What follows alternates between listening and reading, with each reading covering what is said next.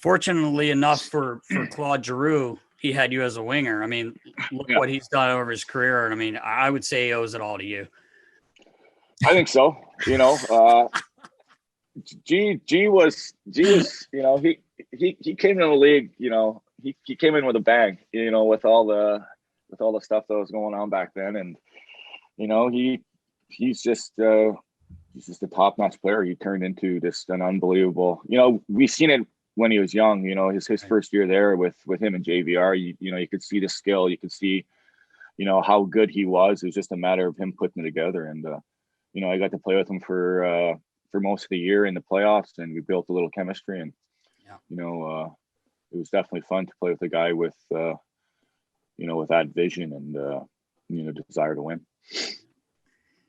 Created some space for him for sure. Yeah, 100%. Yeah, definitely. A couple of tap-ins, back doors were always nice. So, it was definitely nice playing with him and Reamer. To the Nasty's point earlier, your skill level, people don't realize, to stay in this top two lines consistently. I mean, you're going up against the best players in the world, right? I mean, the skill level is insane.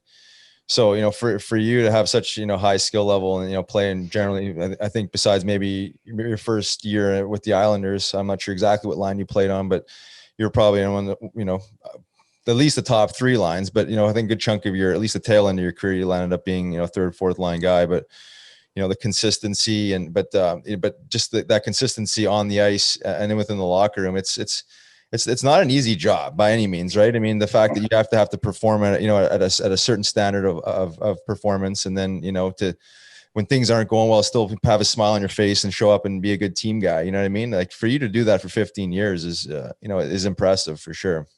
Well, it's tough, like especially towards seems like the last half of my career I was playing like 7-8 minutes a game, and you know how it is. It's you're sitting on that bench for 20 minutes and they give you a tap saying, "Hey, let's go, give us a shift," and your legs are 100 pounds each, and you're trying to get around there. Eased up. Try not to mess up. You go out there and try to start some shit. But I think that was the toughest thing, is just getting that tap with, you're sitting on the bench for 20, 30 minutes and they expect you to go out there and do something dynamic, and you're just trying to get up and down the ice without making a fool of yourself. So I think those were the toughest parts. And then, just the locker room was easy, like being a good guy and, being nice to everyone and the staff, and, you just treat everyone right, and it rubs off on people. And it's, I was lucky enough to play with every team in the Atlantic Division, which is a record, by the way. I was going to say that. It says, it has to say something about, about you as a person. So you wanted, I just wanted a cup, man. Like that was the biggest thing, is, I just wanted to win a cup so badly, and it still just kills me that I didn't.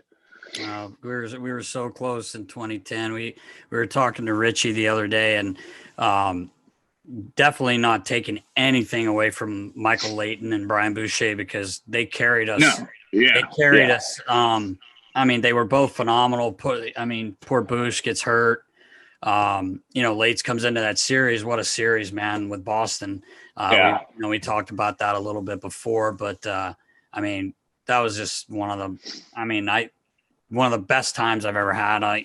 We get that one game, and then all of a sudden it's like, you're still down 3-1, but we just had, you guys just were a confident, fun group. It was never, no one was down. Even when we went down 3-rip, I mean, it wasn't like heads hanging, walking around the room. It's like, well, if we get to the next one, you never know. And then sure enough, one thing leads to another. But man, that was a great year. And that was tough losing, in the finals. But back to my point, like, not taking anything away from Bouche and Lates, but Richie had said, he thinks if we'd have had Ray Emery.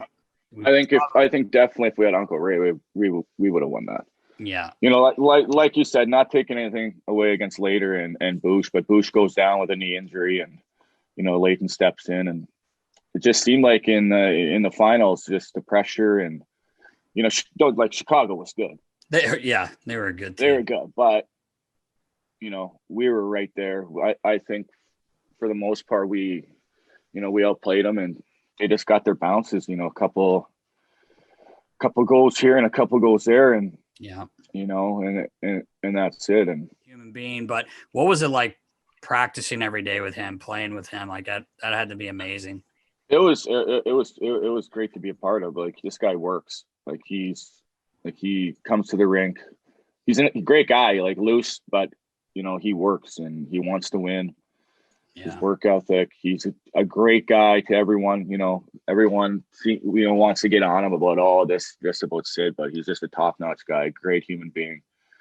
Loves to win, and he's won everything. He can win, and he's still one of the top dogs in the league. So can't say nothing too bad about Sid and the way he plays the game.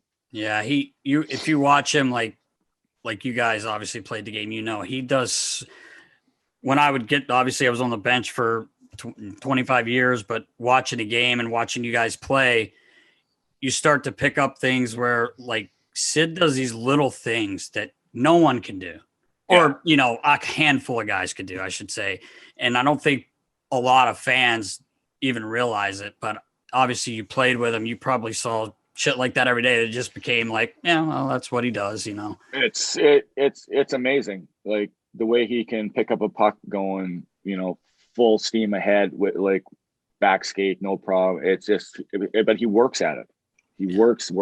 Like, he's on the ice. He's before, he's after. He's working on the little things, and that's what makes him great. Like, that's what makes great players great, is the work ethic, the commitment to win.